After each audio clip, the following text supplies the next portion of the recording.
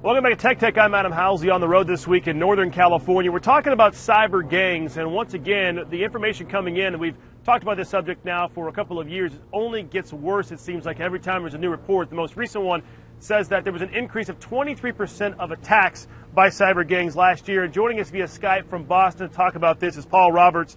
He is the editor-in-chief and founder of the Security Ledger. You can find him on Twitter at Paul F. Roberts, also securityledger.com. Paul, we appreciate you joining us. Hey, it's a pleasure to be here. Thanks for having me. Yeah, anytime, it seems like each week we have this topic and it gets more and more disturbing. I mean, these gangs are hijacking people's information. They're holding it for ransom. I mean, it's becoming a bigger problem, and there's really, for a lot of people, seemingly there's really no recourse at this point. Kind of give us an update of how dangerous this has become.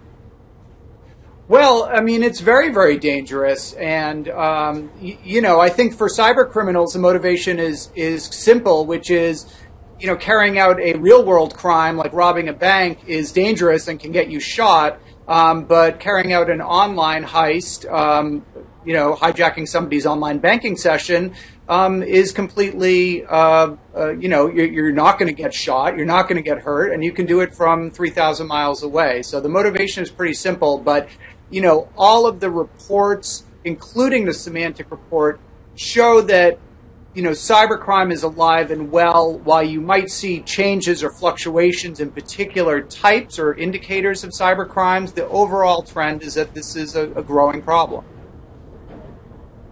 Yeah, last week on the show we talked about how the State Department admitted they were having some cyber issues, and then the people had hacked into them, and they hadn't been able to rid themselves of the hackers. You mentioned the semantic report that's come out. We have some information we've compiled to kind of give our viewers at home an idea of the seriousness of what's happened here. Hackers pulled off 312 major breaches against companies last year. That's 23% increase from 2013. This is all, they titled this the year in global threat activity. And then also, they say 45 times more people had their devices held hostage.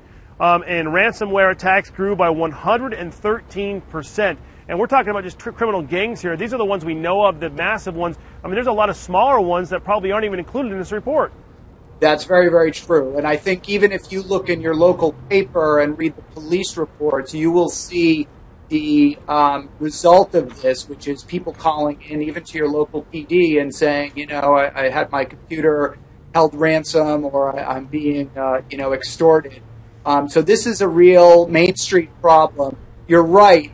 There was a huge spike, and I think that's one of the most interesting statistics from the semantic report, a huge spike in ransomware, which is malicious software that basically tries to extort money from you through using various schemes. Might try and scare you that they're law enforcement, or they'll report law enforcement.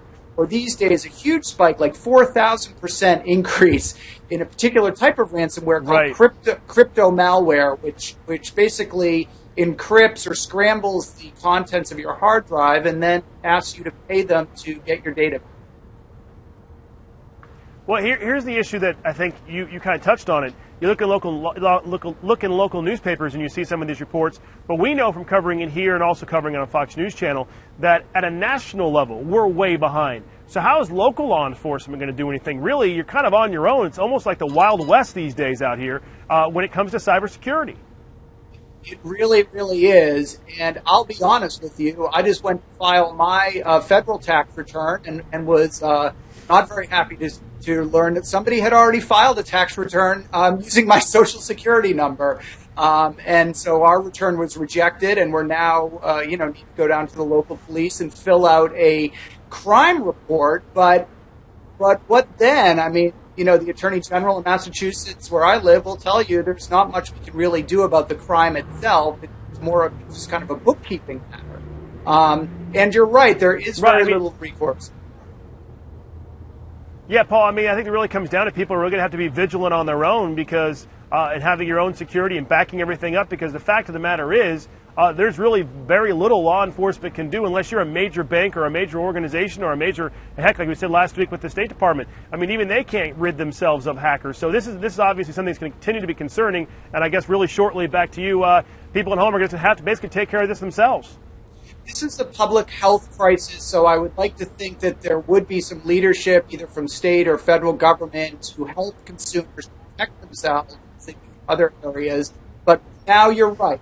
Consumers need to inform themselves about what's going on and then take simple steps, such as backing up data, using antivirus software, and so on to prevent, to try and keep criminals out of their data and out of their computers. But it's a long-term problem, and we're really at the very beginnings of this.